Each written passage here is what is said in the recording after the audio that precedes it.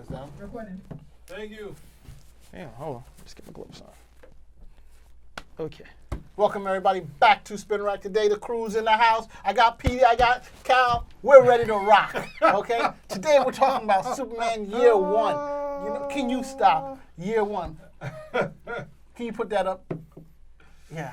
Yo, is this a hit or a miss? Is this a reinvigoration of the Superman mythos? All I can say is off the chain. You know, it's the color, the comic is beautiful, the writing is nice, the story is great, and you can't go wrong. This reimagining of what Superman is going to do what it's going to recapture what he truly, the essence of it, the goodness of who he is. What brought the fans to him in 1938. And notice the colors match. Okay, I'm gonna our have to fight friend with. right over here. I'm gonna have to fight with the both of them. You know what I'm trying to say? The colors match our friend right here, so it has to work. You can't be matching the character. And look, he's got the American flag. This is Americana right here. This is a love story. This is technically a our love July story 4th show. Okay, that's the reason why we got This that. is a love story to Superman. And if you don't like this, what type of creep are you? That's all I gotta say. The people who wrote this, the people who drew this, the coloring, it is just really good. And I think this is the way Superman should go forward from here now. You know? Yeah, okay, you didn't read this. I read the book.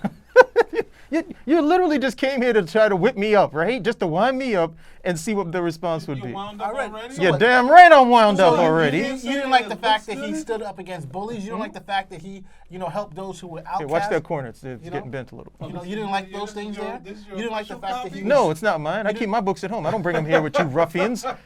It's my copy, bro. I'm not trying to break your copy. I'm not like you. I'm not tossing If it's it your copy, behind it'll be a the- frisbee by the time the day is over. Okay. Well, Hey, you hey. know what?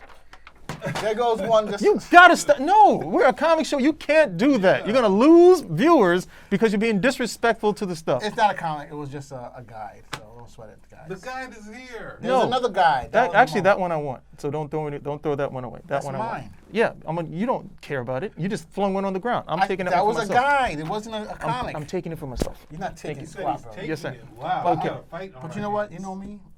It's all about the numbers. You can throw 25 my way. It's yours. You okay? You want a quarter? No problem. I'll even sign for you. I'm like paying you for that. That was free. Anyway. That's not free. Yeah, it was. No, it wasn't. How did you get it then? You bought it on the store. No, that's a free It thing. was for the price of Oh, the guide? on the house. No, I used to go. They give it to mine. They give me mine for free, but they like me. Oh, shit. All right, so let's get back. Anyway, to back to Superman Year One right over here. Okay, why don't we go with the good stuff first? Okay, at least from my point, and then we'll get to everything else. Yeah, let's hear what the good Good stuff stuff. is. A lot of people have given John Romita Jr.'s flack for his artwork overall, in addition to what they're seeing here. The artwork overall, okay, there's some stuff here and there, but the artwork overall is very good. He has some really good landscapes, okay? The storytelling, let me say that much, the storytelling, because he has to work with a lot of Miller dialogue, with a lot of captions. The storytelling on his part is very good. I don't want to say excellent, because I don't want anybody going in, oh, look, this guy's head is too big for his body. No. But overall, it's very good storytelling, And that okay? was my first thought, the big head, too. And I was like, this is not going to work. No, it's just... But then when you start getting And, into the story, see, you're like, and Petey will understand what I'm talking about with storytelling. Where art is supposed to tell you a story, left to right. Even if you have something going on in a panel where the top of the panel is going left to right, like left, right, and then bring you back. Yes. Okay, Romita is able to do that like a champion. Okay, and then the way he illustrates, fields, high school, the people. The people are still very angular at the end of the day, and it would be nice if he could actually learn a couple of different faces. That would be okay, so that Lana Lang doesn't look just like doesn't just look like a younger version of Martha Kent. But overall, his art is very solid. The visual appeal is definitely there in the book, without a doubt. Unfortunately, that visual appeal, cannot save the story. This is not a Superman story. This is a Frank Miller story, and that is the biggest criticism that I have about it. See, a Frank Miller story touches on certain tropes. One, the character for some reason likes to deal out violence and likes to tell us how much they like to deal out violence. Bam! There's 2 ribs gone, but don't worry, that punk will heal. Bam! I took it easy on that one over here. This internal monologue, when it comes to meeting out violence, Superman is not that character. Superman could easily take out these guys without breaking or injuring them. Okay, John Byrne showed that when he gave guys a couple of love taps and they're unconscious, but there's no harm or damage done. So that's Miller creeping into that stuff right over there. Then the aspect of, okay, well, Superman, we got to get this guy doing something. He's not supposed to be traveling the world. We're going to have him join the military. He's joining the military. He's joining the Navy. And I'm trying to wonder, how is this guy even going to get his hair cut? How is he even going to get the crew cut, for the military when he's Superman at the end of the day? And all the other things that have to go along with it. Now, mind you, this is a comic book. You could always just, let's just put that to the side. Let's just put him in the Navy and such. But overall, overall, for me, it becomes a step too far. Lastly, the majority of the story takes place, if not the story, the majority of the story takes place in Smallville. Superman, again, is this archetypical hero. The archetypical hero is what? He's born, and then he spends his formative years in this idyllic place so he can learn about the best values that human beings have to offer. So when he goes out into the world proper, he's able to have that foundation with which to combat all the evils, the monsters, the situations that he's going to find. Here now in Smallville, we've got people who, are just bullying for no reason. People who are willing to nearly commit an attempted rape, nearly go with an attempted rape at the end of the day. And you have to understand, where are these people coming from? Where are these people coming from? This is Smallville. I can understand. In Smallville, you could have somebody who's like, I'm going to close down on your farm because I want the money. But the other stuff over here is, there's a difference between like the Smallville bad guy and somebody who's just flat out evil. And what Frank Miller does is work that evil into Smallville. And it's not supposed to be there. Well, you see, but I don't mean to cut you off, but I mean, in many of the before retellings. we get into debate, let's get to what you thought of the book. I thought I said at the very beginning. I thought the book was pretty good. I thought the whole retelling of Superman is needed, a refreshing look, another look. Batman Year One for Miller was a huge hit, right? Right? And this is going to be another hit. You know what I'm trying to say? So I mean, first of all, you have one of the great writers of comic book genre who's coming into this to help revive the Superman genre. I mean, we already know the numbers. Superman barely sells compared to Batman. See, if this was 10 years ago, maybe even 15 years ago, Frank Miller on Batman with John Romita Jr., forget about it. This would be literally fire. You would not be able to. You would not be able to get your hands on it. Miller. I hate saying this because Miller's contribution to comics is more than it's more than just the stuff like Dark Knight Returns that hits, or other things that people perceive as awful like Holy Terror. Okay, it's a totally different way of looking at comic books. The approach to it, the movie, the movie-esque feel that he put to it in terms of how the sequencing was done. A lot of stuff that he's given towards comics overall, and you can say what you like about him, but that's just indelible at the end of the day. It's just a strong influence. You get to stuff like this, and you realize, okay, the storytelling. He has nothing to say about Superman. This is Superman again being told his origins. That's a needless story. If Miller had come and said, "Look, I have a Superman adventure that I actually want to tell," I'd be a little bit more up for that. But this right here, I mean, who doesn't know his origin at this point? It's called Year One, so it is going to retell the story. Batman Year One worked so very well because one, you had Crisis that had just happened, and so this was a retelling that had to happen. And then two, it was, Batman Year One was precise. It was like lean muscle. There was no fat. Okay, it was like an arrow. It was like an arrow shot at the end of the day. You can take issue with his depiction of Catwoman. You can take issue with some of but the whole idea. And I was a little bit disappointed with it because the way the advertisements for it was about he's the world's greatest detective, but at what cost? And you don't really see that in the story. This is pretty much, look, him going along. He's doing these particular things. He is learning his way about it, and how him and Jim Gordon actually come to some sort of compromise. So he gets the help he needs to continue his fight as Batman, and Jim Gordon also gets the help he needs to try to clean up this corrupt town that's Gotham City. That's the bigger story at the end of the day, and it just works very well. You also have great art from David Mazzucchelli, who was just totally underrated in terms of the art, that he was able to bring to comics. Unfortunately, he does his own independent projects, but he doesn't do those things in superhero stuff. So, Petey, what is your take on this whole comic? Well, that's translation for Petey. Please agree with me. No, it's not Petey. He's agreeing. But Here, I'll hold it now. I'll flash the pages. Well, for me, this thing. All right, stop with your nonsense. So for me, I didn't really have too many issues with the book. I think there was some, obviously, with the fact that, DC has retold his origin multiple times, and they've given the top guys the free reign to do it. Because ultimately, the first time I guess you could say the first time is Byrne's Man of Steel. But there's more DC pushing for it, and then post that point, everyone's wanted their chance to do their own Year One or Man of Steel. So we got Birthright, we've got Secret Origin. Action Comics 5 Volume Action Comics Volume 2 Number 5 where Grant Morrison does it. So you have so many you have those so many times that people get to do that. So Miller gets it, and there's points where it's similar. There's a lot of similarities because even in Superman for All Seasons, you have them expanding on what Byrne did in Man of Steel, and this one expands on both of those. But then of course you get to a point where it's like, well, what's really different outside of some rougher characters in Smallville?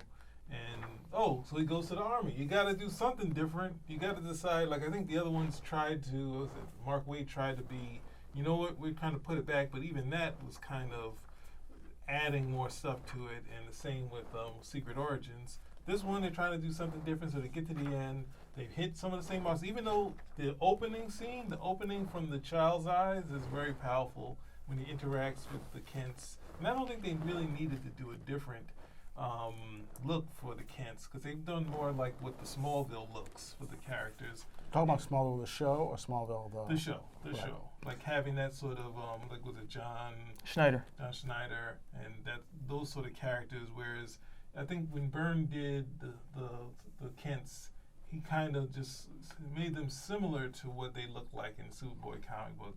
They weren't that much. They were different, because I think John Kent's hair was thinner and they were a little heavier, but at the same time they was close. So when you saw Byrne do the real, those original John Kent and Martha Kent, they look similar, but they was like sort of a little bit different. So every time they go back to these characters, they kind of like, let's go way off from that.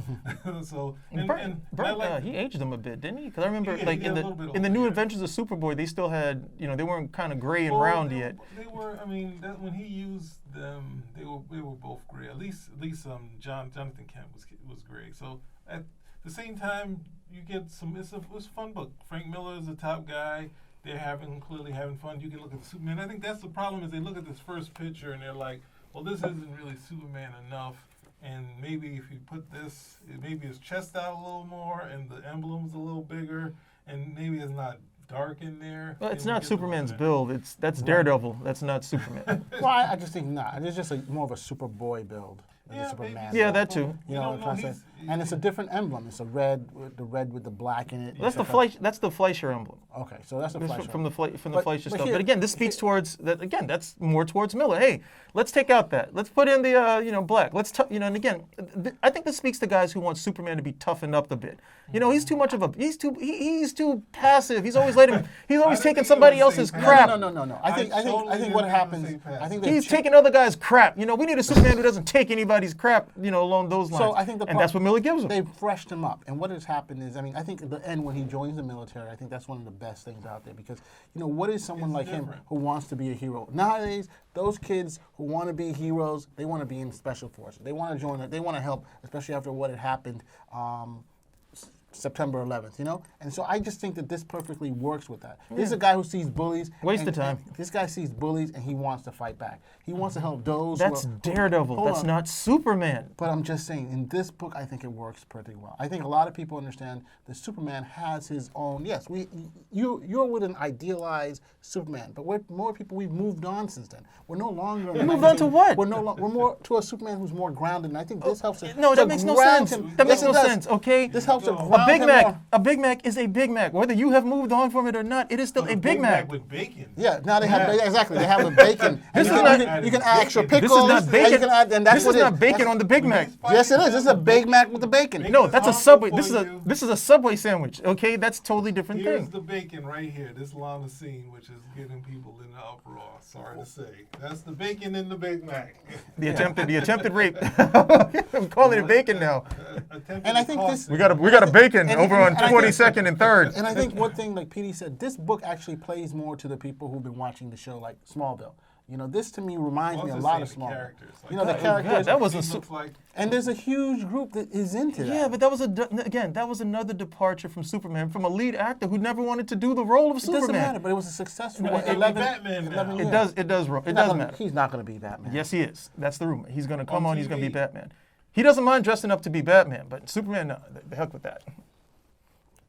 And I think the other thing is having Whoa. more time with Lana and Clark, because I think Byrne played that up a little bit, and I think they did a bit in that and redid it in Superman for All Seasons, the extra scene that they did for it. He did that in I think he spent some more time with them in Superman Generations as well. That series he did. But again, the whole idea, look, it looks nice. The visuals are good. I like Lana The too. story, the story again is just very commonplace. It's the same thing I've seen before. Everybody wants to do Superman's origin. Nobody wants to do a Superman story, but everybody wants to do his origin. Everybody wants to do Krypton. Everybody wants to do Smallville, and everybody wants to do that first flight but they have no story beyond that. Miller falling into that with everybody else is a little disappointing, because you would think, okay, But this is for a start. somebody who has been so critical of Superman in his other work, anytime you would see Superman and Batman together, which is where Miller would always have Superman, he was always poking at him with, these criticisms, about the character in comparison to Batman. Okay, to be honest, for all these guys who are like, hey, Superman takes too much guff from everybody else, that's when he comes over here and doesn't just pop Batman's head off at the end of the day. So now I'm like, okay, fine. You got the reins. You're telling the Superman story.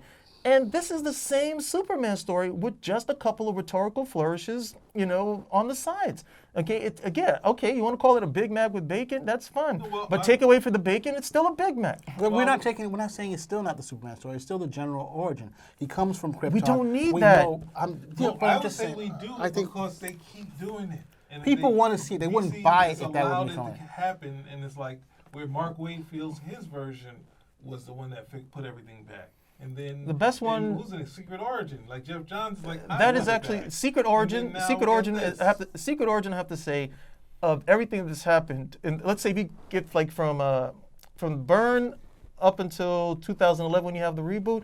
Of all of them, Secret Origin for me stands to be the best one, because it does take everything that needs to be there about the character and leaves them in a place where, okay, now you're off to the races, you can go from here. This doesn't do that. This presents us with a Superman who has a mean streak. Okay, and that's something that that's something you have to address. That's just not Superman at the end of the day. This Superman is not Marv, okay, from Sin City. He's not Batman from the Dark Knight Returns. He's not any of those. He's And not I- that one yet. yeah. He could become Yet. running into the Wait, Origin. hold on. So, Because- wait. Before they go there, the thing is, listen, at that period when he did Secret Origin, he was definitely Jeff Johns. So and he was- Darth Jeff John. Yeah, I'm trying to get that he was one. He was in the dark point of his character, and he also decided, you know what, I have to take out John Kent because I was assistant to Dick Donner, so I'm going. Oh, you mean the Brainiac story? Well, I know he had the last. I didn't like it, but beer it was with his executed. father. He built up to that, and it was executed excellently. I can't take that away from him. Did you read? There was a storyline before that, and they're showing the interplay between Clark and John Kent, and then somehow John Kent gets spirited off to another planet, and I think he's saying like one of the. If there's any pet peeve he ever had or regret he had with raising Clark is that Clark never really needed him to be that father to come and save the day, because he was always, he provided him with all of the wisdom, but he never had to come over there and be like the guy to shoo guys off, because Clark was always, pretty capable at the end of the day. Never had to worry about them. Then he gets off to this other planet, and they can't. Clark is in trouble, but it's a blue sun, so he's actually able to empower John Kent. And John Kent gets superpowered just like Superman. So he's able to actually, do stuff with him that he had never done before. They're able to pal around with the superpowers. He saves him. It's really well done. And then right after that, after you have these great moments with the two of them, it makes that literally that theft of him from Superman's life from Brainiac that much even, it hits that much more. And I had to read that over again years later to actually get that, because I'm just taking this on a monthly basis. That was done very well. But that's not this story here. Overall, I don't have But any trust in Jeff Johns in a long time. yeah, we know how you are. Don't trust Jeff Johns, trust me. I read it. But overall, we're saying this was a decent comic. We got 2-4. We got an okay here. We got 1-4. and we got one totally against. No, I'll say okay. Yeah, well, It's Okay, o- so it's okay's like, not go that out there and read it. yeah. Okay, Go I out mean, there and read as an it. alternative story, you got $10, you got nothing else to do? Sure, go ahead. This is not $10. This is $8, $7. So did you read this one, Mario? $8. I took a look at it. Yes. Right Batman. here is the last Scott Snyder and Greg Capullo Batman story. So of course they might go back. I mean, they're too popular not to go back. But this is their last night on Earth. And notice we have Batman holding a Green Joker, Lantern. a Joker or a lantern. Yes. What did you think about this book? Did you check this out? Okay. Ah, All right. My We're not torching anything, right? no, you do could- whatever you want. Look, I'd say I'm a Batman fan, but I just felt this comic was just a little. Dull. I didn't understand what the hell is going on. I mean, it just was just It's a all dark day. over It's the a- place. Yeah, that's And description. I don't know if it was meant to make me feel disjointed. You know, look at this. You have the Batman's, the Joker's head. Do you like Silver Age comics? You know, I, Either of you do. I mean, no, not really. Yeah. okay. Well, more That's bronzer.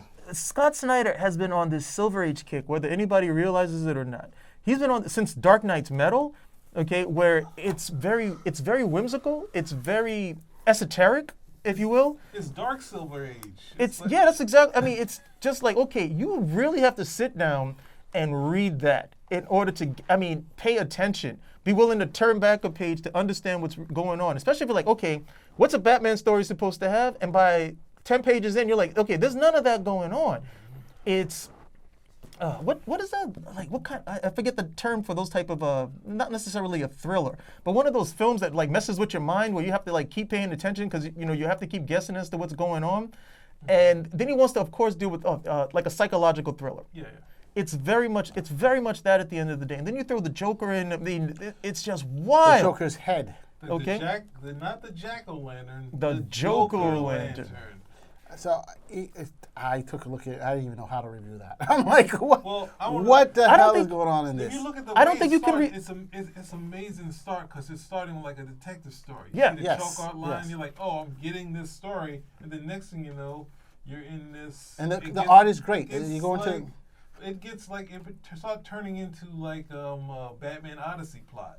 Like it's. Oh so God, much- no, it's no, so- no, you no! look at It's the not that bad. No, it's like saying you're looking at the dialogue in Batman Odyssey is wacky. This story, like the idea that I mean, I'm sorry to have to spoil this, but the people behind some of this stuff, Batman being in an insane asylum, that's totally nuts. Going against Batman. This is totally against Batman in general. It's just like saying, how can we turn everything on his heels? And then the rest of it is where are the heroes at the same time? We got to see Wonder Woman that doesn't look like Wonder Woman.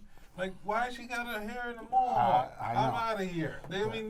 see, Because that's what a fierce Amazon looks like. But you see, this is the difference between the two shows, the two comics.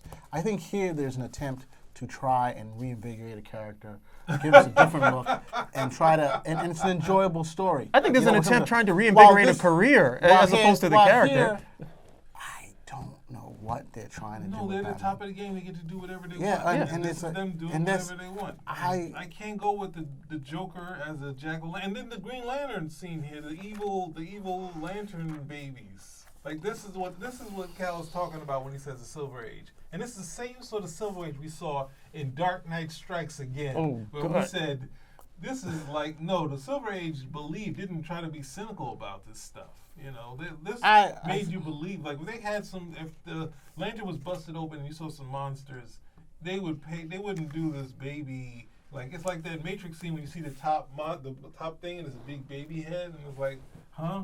I'm not sure. And I get what you're trying to say, but it's like. Oh no, The Dark Knight Strikes Again was, I thought that was Frank Miller like literally taking a bucket of urine like, here you go, the Silver Age. yeah. Well, he just. This is just, I'll leave that alone. this is just, I mean, this is wild. This is borderline Grant Morrison wild without the drugs. You know, this is just wild at the end of the day. I don't think this can be reviewed based on the first book. I think you have to read the whole thing in totality. This is as confusing as a Grant Morrison interview Have you ever listened to any of those? You feel like you've done some drugs after you listen to some of his. And what was it? That one, oh, that's the same. That's a point. Well, I mean, this may be the thing, but you're saying this is three issues that's supposed to come out. Yeah, that's book Yeah. one. I think you might have. Three That might be. issues. Yeah. It may turn out being like you're right. 12. It can't be 12. Well, no.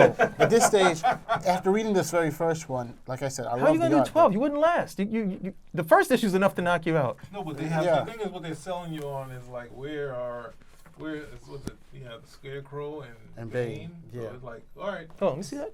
let's see them fight. Let's see them fight it out. Yeah, it was disappointing, at least for me. Okay. You know, I All won't- right. I won't. I You're there can't. now, right? You're sold. Oh, no, Bane, and he's got the Scarecrow as the Venom instead of the fear toxins doing it. This is just some wild stuff. This is Wow, really, that's good catch. Yeah, I That's didn't a very realize good that either. catch. this is somebody saying, okay, I can do whatever I want. no, I can do whatever I want, but also sitting down to saying, all right, what if we tried this, or what if we tried that? He either had this wild discussion with himself or with somebody else, and they literally just flew every short? idea that they could. Let's just go wild with the whole thing. I'm sorry to do this reference because I was watching Red Letter Media, and they were talking about people who, like the way Star Trek Discovery does psychobabble, and just say, "Hey, math is cool" at the end after they explain something. It's like, "Hey, let's throw a black hole into a star, and then we can travel as fast as we want." Yeah. And it's like, "Hey, math is fun," and it's like, "No, that's not psychobabble." It's like people at least try to make some reason to it. And this is a place where someone says, all right, I'm going to do Silver Age. But Silver Age to them is not like saying the tree people that the Justice League fought, or even Batman in space. Even though I've read Batman from the 40s to the 70s, and I read a Batman in space story where they had Robin and Batwoman and Batgirl, and I had no problem with them. They had a basic villain. The villain would freeze Robin, and Batman would have to do something. They thought they were dead, and then they would have a connection with the girls, and they save everyone. I can understand this. I can't them trying to toe the line, being serious, being Silver Age, being dark. Like, do a detective story. You started out so nicely. You had fun. I mean, these guys kind of push it over the line. I didn't like the Joker story, the death of the family. But this started out like a nice detective story where you see the chalk outline. It's like, oh, these guys are going to really give us something. And now it's just like, we're going to run through all of that Batman's chalk was a mythos. red herring. We're going to go through Batman's mythos, and next thing you know, they're going to So, gentlemen, It's we not like got to wrap it They're up. going to run through his mythos, and they're going to decide, you know what, we're going to turn everything on its heels. And that's too much for me. And I agree with you there with that. So listen, in the end of the day, we're saying Superman is a hit. Superman year one, we know, right? Hold on. Hold on a second. We Hold on. gotta wrap it up. We gotta wrap it Yeah, up. we're gonna wrap it up. Hold on a You said second. it was I noticed okay. they come over here, they turn Superman stuff all around, and you're like, this is good. They do the same thing for Batman over here, like, no, this is too much off of me. You are a hypocrite. Hypocrite. This is a little more That- extreme. that than is this a- one. yeah, you This can't even one's compare. Very extreme with the jack-o'-lantern, The jack-o'-lantern. the whole That's story. extreme for Batman. In This Superman, story- I have attempted gang rape. He stopped the criminals. Yes, There could be and it some was criminals just in one scene. Smallville. It wasn't even that big. Lord. It just helps to continue the goodness in Superman. So look, It's like they might as well, those guys in there with Lana, they might as well said slice and dice. Slice and dice. Like Hey, Dark chicken Knight. legs. so ladies and gentlemen, thanks for stopping by and Spin Rack. Ouch. Out. Gentlemen, I Fun. think we were. Gotta get out? I think we're supposed to get out. I think so. Oh. For real? I thought we would get the whole time. So we would get some too, but this guy keeps coming back and forth, so I'm not sure if it's his turn. So let's just check. Okay.